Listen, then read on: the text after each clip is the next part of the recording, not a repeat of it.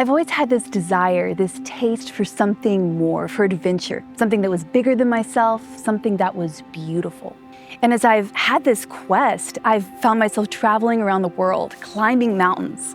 It's led me to find myself weaving my motorbike between the ancient ruins of the jungles of Myanmar, or breathing 16,000-foot oxygen in the Andes Mountains. And as I've done this, I have felt the eyes of my soul opening to the thrill of life and beauty. But I keep coming back to a creator who has so masterfully orchestrated all of this that has caused the jaw of my soul to just drop in wonder. I found myself growing up in a Christian household where I knew all the answers. I understood the gift of being in a loving family.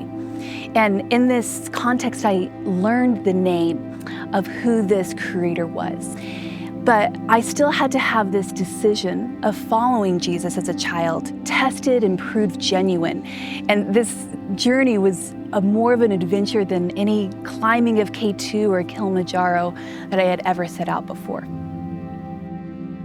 I found my faith growing up in the desert.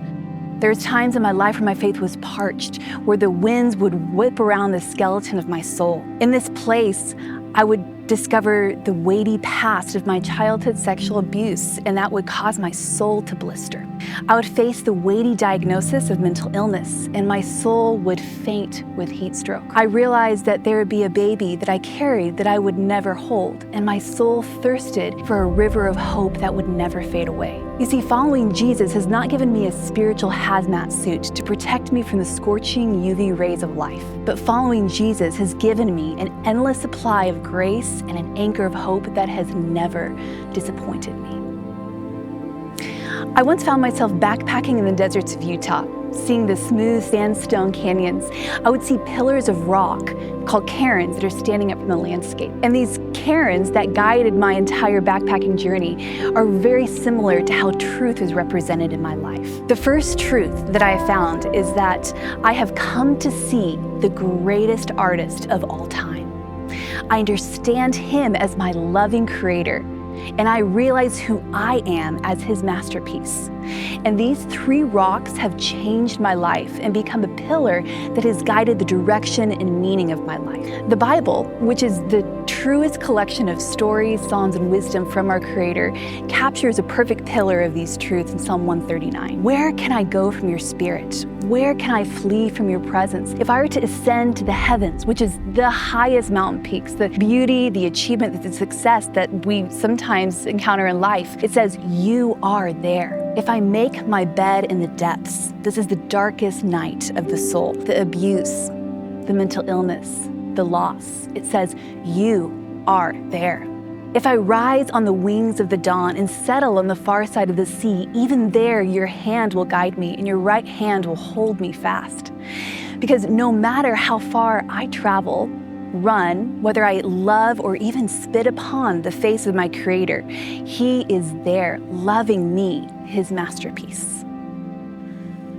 The psalm continues on to say, for you created my inmost being. You knit me together in my mother's womb. I praise you because I am fearfully and wonderfully made. Your works are wonderful. I know that full well. These words have become the cry of my soul when I have felt the most ragged and wasted part of all of creation. I have grasped onto these truths as wonderful because I see my Creator as wonderful.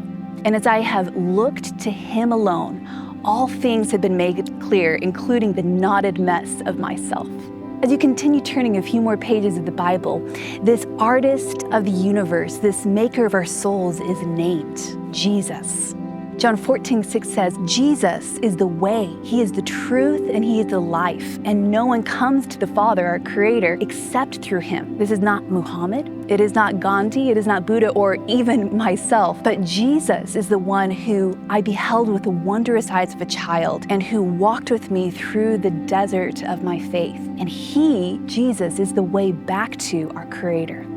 And as I have walked this desert of faith, I have beheld much beauty. as well as the wilderness that is in the desert. I have seen through the pain of childhood abuse that has kept me in constant bondage of fear and distrust of men. I found that it has melted away. The threads of mental illness, which is this tornado of depression and anxiety, no longer has any reach on me. And as I process the loss, the miscarriage of my baby, I'm held on to the hope of eternal promises that all things will be made right and that I will see and hold my baby again. And in this constant search for more, I have met my fulfillment. Oh, what freedom. If Jesus sets you free, then you are free indeed.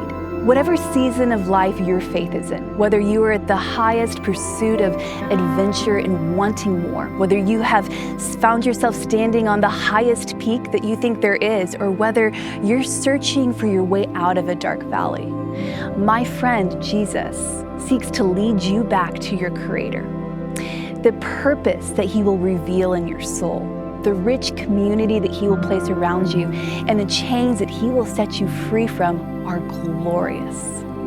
So dust off your hiking boots, lace them up, and turn and face the light. Do the most courageous thing that your soul could ever do: believe. Believe that your Creator is a good God. Believe that Jesus is the way, He is the truth, and He is your life. And believe that He has a plan to use your life as a masterpiece. Believe.